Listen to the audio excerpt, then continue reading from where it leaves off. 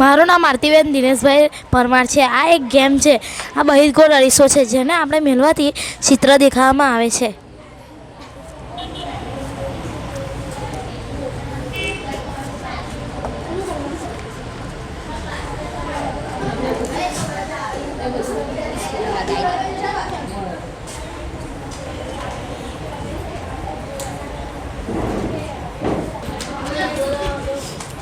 મારું નામ મયુરીબેન બિપિનભાઈ ચૌહાણ છે. આ ઘડિયાળમાં 12 વાગ્યા છે. 12નો વર્ગ 144 અને 12નો ઘન 1728 છે.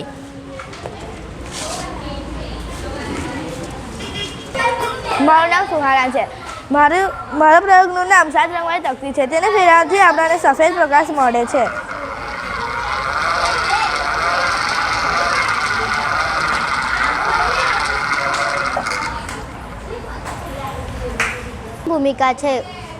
મારું નામ ભૂમિકા છે. મારા પ્રયોગનું નામ પ્રિઝમ છે. આ પ્રયોગ વડે આપણે કહી શકીએ છીએ કે સૂર્યપ્રકાશ એ 7 રંગોનું મિશ્રણ છે. તેનું ઉદાહરણ આ છે. સૂર્યપ્રકાશને સફેદ પ્રકાશ પણ કહેવામાં આવે છે. તેનો અર્થ એ થાય છે કે સફેદ પ્રકાશમાં 7 રંગો છે.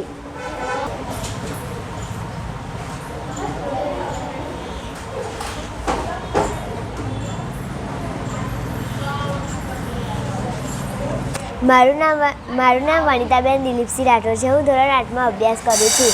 આ પ્રોજેક્ટ સોલર પેનલનું છે.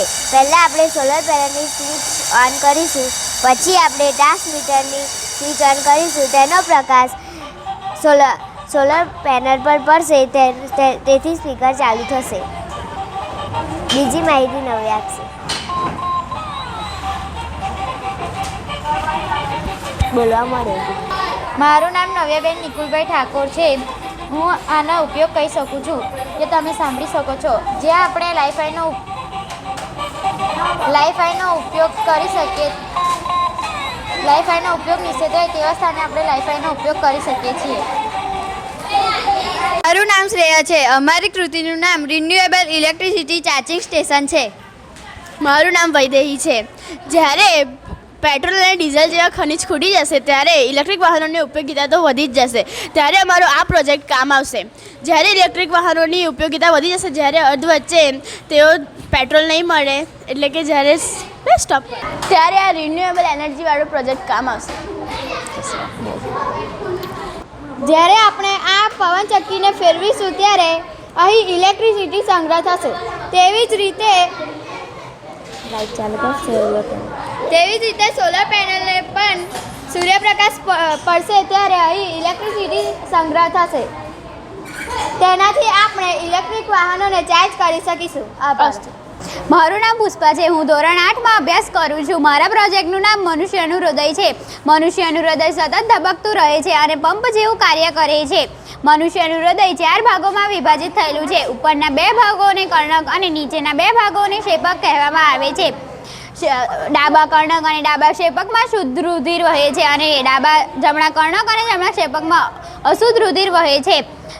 ફેફસામાંથી શુદ્ધ થયેલું રુધિર ધીમે ધીમે ડાબા કર્ણક અને પછી ડાબા ક્ષેપકમાં આવે છે અને અન્ય ભાગોમાં જાય છે. જ્યારે અન્ય ભાગોમાંથી આવેલું અશુદ્ધ રુધિર ડાબા કર્ણક અને જમણા ક્ષેપક અને જમણા કર્ણકમાંથી ફેફસામાં શુદ્ધ થવા માટે જાય છે. પછી એ શુદ્ધ થયેલું ફરીથી રુધિર ડાબા કર્ણક અને ડાબા ક્ષેપકમાં આવે છે. આમ આ પ્રક્રિયા સતત ચાલ્યા કરે છે. અસ્તુ. મારું નામ દિવ્યાબેન મહેન્દ્રસિંહ રાઠોડ છે. હું ધોરણ 8માં અભ્યાસ કરું છું. આ પ્રતિબિંબ સંખ્યા દર્શાવતો અરીસો છે.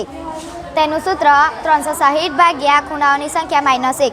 જ્યારે 90 અંશના ખૂણા પર મૂકો છો અને 0 પર મૂકો તો 3 દેખાય, પછી 80 દેખાય. એમ જોતા 60 પર મૂકીએ તો 5 દેખાય, મૂકીએ તો 6 દેખાય અને આમ મૂકીશું તો અનંત સુધી દેખાશે. નામ તુલસી છે. મારો પ્રોજેક્ટ પ્રકાશ સંશ્લેષણ છે.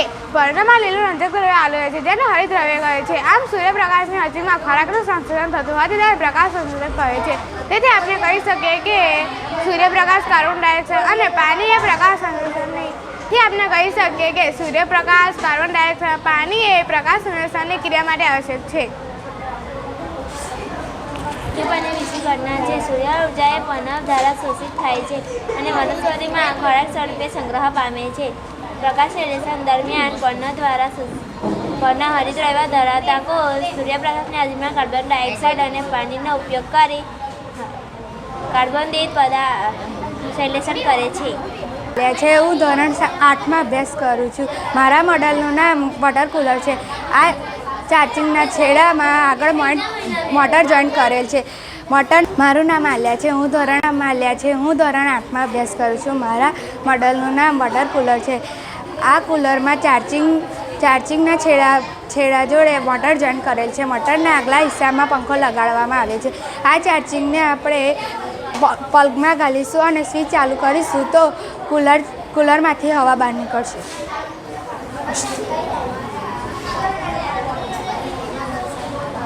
પુષ્પના સૌથી અંદરના ભાગને સ્ત્રી કેસર કહે છે. જો તમે સૂર્ય ન જોઈ શકતા હો તો વધારાના પુકેસરને દૂર કરો અને તમારા પુષ્પની તેમાં દર્શાવેલ ભાગ સાથે સરખામણી કરો અને પુકેસર અને સ્ત્રી કેસરને ઓળખો. પુકેસર તે વિવિધ રીતે રહેલા વિવિધ પુકેસર દર્શાવે છે. શું તમે તેના બંને ભાગને ઓળખી શકો છો? તમારા પુષ્પમાં કેટલા પુકેસર છે? મારું નામ જેતન રાઠોડ છે. હું ધોરણ 8માં અભ્યાસ કરું છું.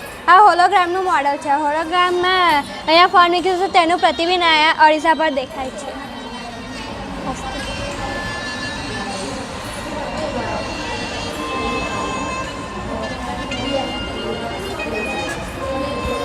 મારું નામ નેહતી છે. હું ધોરણ 8માં અભ્યાસ કરું છું. આ ગણિતના આકારો છે: સમઘન, લંબઘન, ત્રિકોણ, પિરામિડ, સમઘન, ચોરસ, પિરામિડ, નળાકાર, શંકુ અને પ્રિઝમ. આને લંબાઈ, પહોળાઈ અને ઊંચાઈ હોય છે, તેથી આને ત્રિપરિમાણીય કહેવામાં આવે છે. મારું નામ નેહા છે. હું ધોરણ 8માં અભ્યાસ કરું છું. આ ગણિતના આકારો છે: વર્તુળ, ચોરસ, લંબચોરસ, ત્રિકોણ. આને લંબાઈ અને પહોળાઈ હોય છે, તેથી તેને દ્વિપરિમાણીય કહે છે. મારું નામ દિવ્યાબેન રાકેશભાઈ પરમાર છે. હું ધોરણ 8માં ભણું છું. મારું પ્રોજેક્ટ એટમ છે.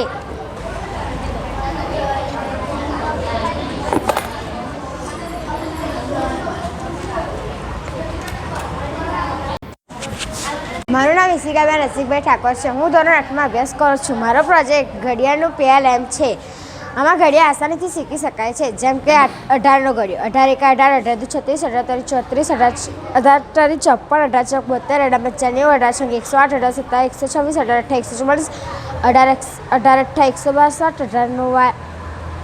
18 9, 162, 18 એવી રીતે. મારું નામ સિદ્ધિબેન રમણભાઈ કળમી છે. હું ધોરણ 8માં અભ્યાસ કરું છું. મારો પ્રોજેક્ટ આંખ છે. આપણી આંખોનો આકાર લગભગ ગોળાકાર છે. આંખોનું બહારનું આવરણ સફેદ હોય છે. તે સખત હોય છે, જેથી આંખોના અંદરના ભાગોને અકસ્માતોથી બચાવી શકે છે. આંખોના તેના આગળના પારદર્શક ભાગને પારદર્શક પટલ કહે છે. કોર્નિયાની પાછળ આપણને એક ઘેરા રંગનું સ્નાયુઓનું બંધારણ જોવા મળે છે, જેને કનિનિક કહે છે.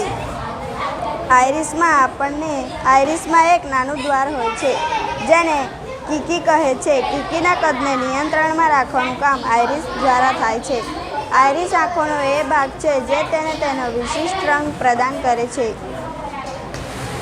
આ લેન્સ પ્રકાશને આંખોના એ ભાગ પાછળના ભાગ પર એક સ્તર પર કેન્દ્રિત કરે છે. રેટિના ઘણા બધા ચેતાકોષો ધરાવે છે. ચેતાકોષો દ્વારા અનુભવાયેલી સંવેદનાઓને દ્રષ્ટિ ચેતા દ્વારા મગજ સુધી પહોંચાડવામાં આવે છે. આ પાણીને શુદ્ધ કરવાની પ્રક્રિયા છે. મારું નામ દિશાબેન રમેશભાઈ ઠાકોર છે. આપણે દૂષિત પાણીને મોટા પથ્થરમાં રેડીશું. ત્યાંથી પસાર થઈ તે નાના પથ્થરમાં જશે. નાના પથ્થરમાંથી પસાર થઈ તે રેતીમાં જશે. રેતીમાંથી પસાર થઈ તે કોલસામાં જશે અને કોલસામાંથી પસાર થઈ તે રૂમમાં ચોખ્ખું થઈ બહાર નીકળશે.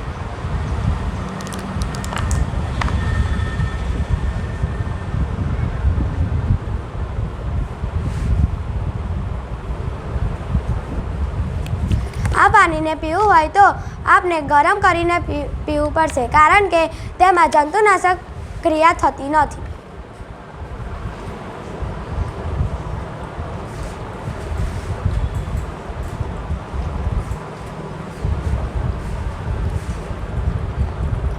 નામ દિશાબેન વસંતભાઈ મારવાડી છે. હું ધોરણ 7માં ભણું છું. આજે તમને રુધિરાભિસરણ તંત્ર વિશે સમજાવીશ. આ રુધિરાભિસરણ તંત્ર છે જેમાંથી રુધિર વહે છે, જે આખા અંગો સુધી લઈ જવાની ક્રિયા કરે છે. તેને રુધિરાભિસરણ તંત્ર કહેવાય છે. મારું નામ કીર્તિબેન ભલાલભાઈ પરમાર છે. હું ધોરણ 7માં ભણું છું. હું તમને સમજાવીશ કે રુધિરનો રંગ લાલ અને ભૂરો કેમ હોય છે. રુધિરનો રંગ લાલ હોય છે કારણ કે તેમાં શુદ્ધ રુધિર વહે છે, અને ભૂરો હોય છે કારણ કે તેમાં શુદ્ધ રુધિર વહેતું નથી. તે માટે રુધિરનો રંગ લાલ અને ભૂરો હોય છે. મારું નામ ગાયત્રીબેન રાજુભાઈ તળપદા છે. હું ધોરણ 7માં અભ્યાસ કરું છું. આજે હું તમને મનુષ્યના પાચન તંત્ર વિશે દઈશ. આપણે ખોરાક મોં દ્વારા ગ્રહણ કરીએ છીએ. પાચન અને તેનો વપરાશ કરીએ છીએ. અપાચિત ખોરાક મળ બને છે. ખોરાક એક સડક માર્ગમાંથી પસાર થાય છે, જે મુખગૃહથી શરૂ થાય છે અને મળદ્વારમાં અંત પામે છે. આ બધા જ ભાગોને જુદા જુદા ભાગોમાં વિભાજિત કરી શકાય છે. મુખગૃહ, અન્નનળી, જઠર, નાનવતરડું અને મોટવતરડું. આ બધા જ માર્ગો ભેગા મળીને પાચન નળીની રચના કરે છે. મારું નામ છે તુલસીબેન જયેશકુમાર રાઠોડ. હું ધોરણ 7માં અભ્યાસ કરું છું. હું તમને આજે જણાવીશ કે જળચક્ર કેવી રીતે કાર્ય કરે છે. આ પાણી છે, આ સૂર્ય છે. સૂર્યપ્રકાશના કિરણોના લીધે પાણીનું બાષ્પીભવન થાય છે અને આકાશમાં જઈ તેનું ઘનીભવન થાય છે. ઘનીભવન થઈને આ વરસાદ થાય છે. વરસાદ થઈને પાછો બરફ પીગળે છે અને પાછું સાગરમાં વહી જાય છે. આ પ્રક્રિયાને જળચક્ર કહે છે.